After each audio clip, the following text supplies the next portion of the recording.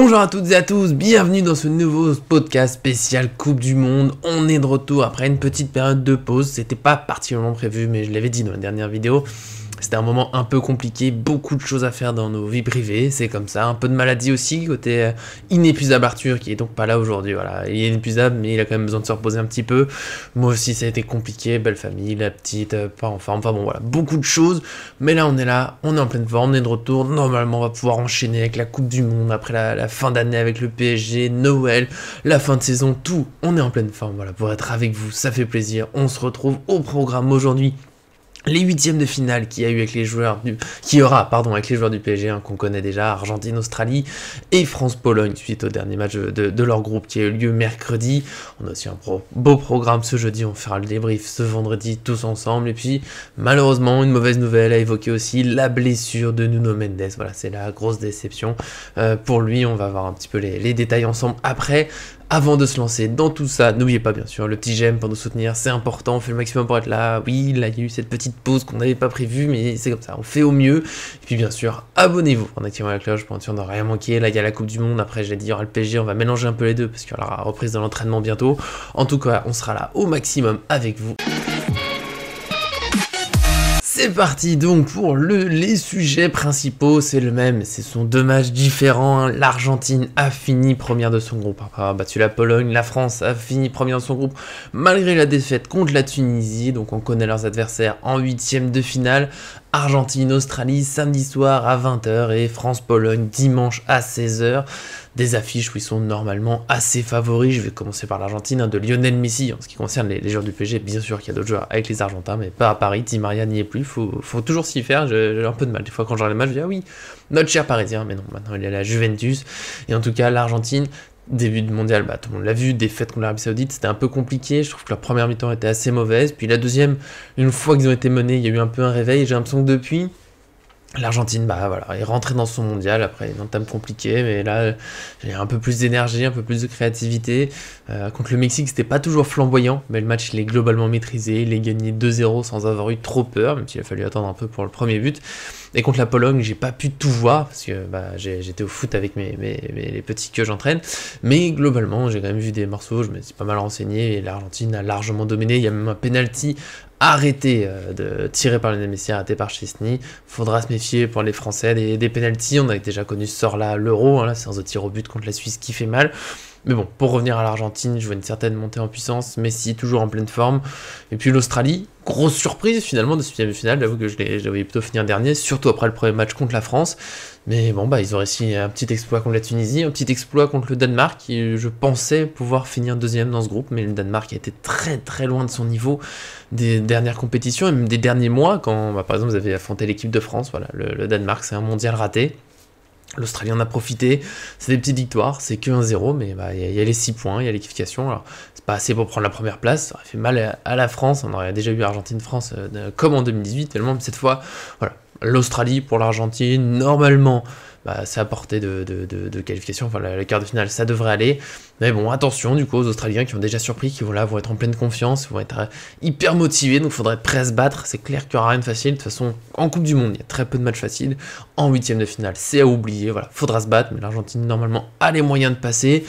Un peu comme la France face à la Pologne. Alors oui, la France vient de perdre un match contre la Tunisie, mais il n'y a pas de quoi en faire un drame, je pense. Voilà, c'est dommage, c'est toujours mieux pour la dynamique de gagner, même quand on fait tourner.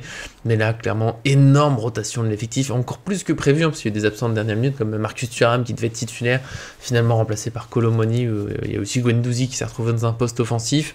Visiblement, dans les idées de Deschamps, c'est un joueur offensif, mais bon, je garde quelques doutes. Voilà, Dissassi arrière droit, Kamavinga latéral gauche, on a fait tourner, et j'ai vu, alors là, encore une fois j'ai pas vu tout le match, mais globalement la France a quand même dominé, en tout cas les stats sont en sa faveur, hein, plus de tirs, plus de possession de balle, plus de corner, perdre 1-0, c'est une Tunisie qui était très motivée pour essayer d'accrocher la qualification, c'est dommage pour les Tunisiens de battre l'équipe de France pour finalement ne pas passer de la phase de poule, mais bon c'est comme ça, fallait marquer des points avant, enfin plus de points que le 0-0 contre le Danemark, surtout perdre contre l'Australie, hein, c'est là que ça fait très mal dans cette phase de poule pour la Tunisie, c'est dommage, je pense qu'il y avait un potentiel pour faire mieux, mais voilà, on l'a vu, cette Coupe du Monde, les Coupes du Monde ça va très vite, un peu de loupé ça fait mal, et la France, bah, elle a fait ce qu'il fallait, finalement le travail, comme le Portugal et le Brésil, hein, on gagne les 2 premiers matchs, après c'est plus tranquille, la France était quasiment première, ils ont fait tourner, voilà, ce match, je le mets un peu de côté, on va se tourner vers la Pologne, qui est donc passé devant le Mexique, devant l'Arabie Saoudite. Alors, moi je suis déçu de l'Arabie Saoudite, j'aimais bien l'énergie, mais voilà, il a manqué l'efficacité, notamment contre la Pologne, alors que les Polonais ont été très efficaces contre eux. Mais voilà, la Pologne qui est passée, c'est pas glorieux dans le jeu contre le Mexique, 2-3 idées, beaucoup de ratés, contre l'Argentine, bon, largement dominé, contre l'Arabie Saoudite, c'était très compliqué. J'imagine pas qu'ils tiennent contre l'équipe de France, mais encore une fois, le foot ça va très vite, si la France est pas à fond, si la Pologne... Voilà, des fois on est dans un jour de grâce et tout se passe bien et ça passe et tout va dans le bon sens. Mais bon, la France paraît quand même largement favorite, ça devrait aller pour aller en quart de finale. Ça, c'était les plutôt bonnes nouvelles, parce que du coup on a quand même 2 joueurs du PSG, Mbappé avec la France, Messi avec l'Argentine, qui sont en 8ème de finale, qui ont des bonnes chances d'aller en quart de finale. Donc ça fait plaisir, même si ça retarde leur retour, mais on leur souhaite la victoire, forcément.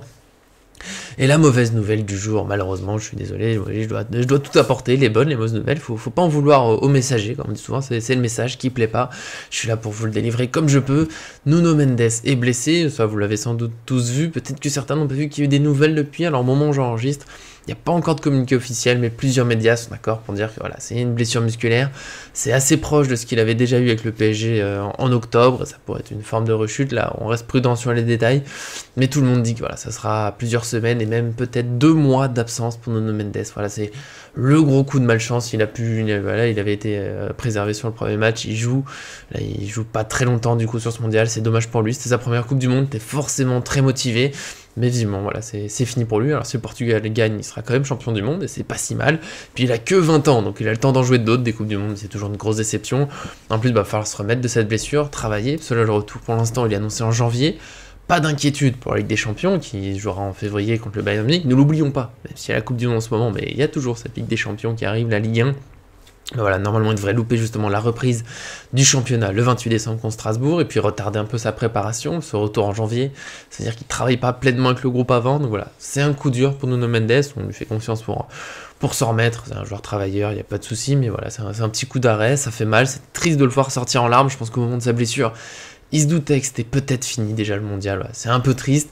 C'est dommage, on lui souhaite maintenant du courage, bonne guérison, et pourquoi pas une très bonne nouvelle qui tombe, c'est encore une fois les nouvelles qu'il y a eu sont pas encore officielles, mais ça sent quand même assez mauvais pour lui. Et pour l'instant, nous on va se concentrer sur les matchs du jour, les prochains qui arrivent peu après que vous ayez vu cette vidéo, voire peut-être certains seront déjà joués si vous voyez cette vidéo après, je suis désolé, je fais au maximum. On a encore des Parisiens à les 2h de la journée, hein, maintenant les matchs c'est 16h et 20h pour ces derniers matchs de groupe. À 16h, Canada-Maroc et Belgique-Croatie. Je vais commencer avec le Maroc, puisqu'il y a notre Achraf Hakimi qui est un peu incertain pour le match d'un nouvel. Il n'a pas fini le dernier entraînement, il a une gêne à la cuisse depuis le début, il a déjà joué avec. Peut-être que là il y aura de la prudence, mais bon, faut aller gagner ce match, faut valider la qualification, essayer de finir premier du groupe.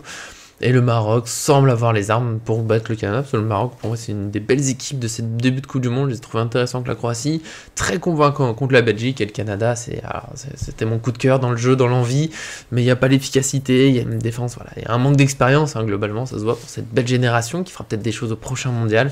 Là, voilà, ils sont déjà éliminés, alors peut-être qu'il y aura l'envie de finir en beauté pour les sauver un peu, il peut aussi y avoir du relâchement si le Maroc prend le dessus. Donc, je vois le Maroc plutôt vainqueur et je vois aussi la Croatie gagner contre la Belgique. Je pense que là, je vais surprendre personne, mais la Belgique, c'est peut-être pas vraiment la plus grosse déception de la Coupe du Monde, parce que j'attendais pas grand-chose de la Belgique cette année. Voilà, je le sentais pas, une défense vieillissante, l'équipe qui tourne moins. C'est plus du tout pareil qu'il y a 4 ans sur les dernières compétitions. Donc voilà, la Belgique là, qui passe à côté, qui a eu sa victoire un peu miracle contre le Canada. Je les vois pas tenir contre la Croatie, qui a eu un début timide contre le Maroc, qui s'est très bien relancé contre le Canada. Et là, je les vois dérouler. Même si on a vu cette Coupe du Monde, ça peut aller dans tous les sens. Hein. Plus on part sur la logique, moins on a un bon. C'est comme ça, on accepte.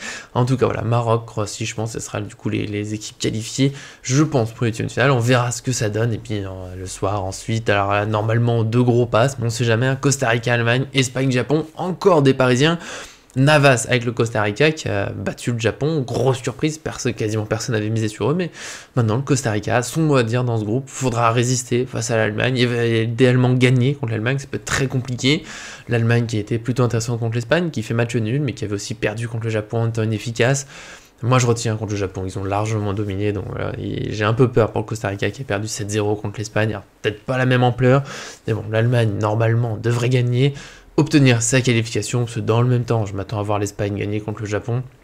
L'Espagne a besoin de gagner ce match pour être sûr absolument d'être qualifié, donc pas de risque à prendre, il faut y aller à fond. Et le Japon, des belles choses, une très belle énergie, hein. C'est pour ça la Corée du Sud par exemple, j'aime beaucoup, ils essayent, ils y vont, mais voilà, il fallait pas louper contre le Costa Rica après avoir reçu le gros coup contre l'Allemagne.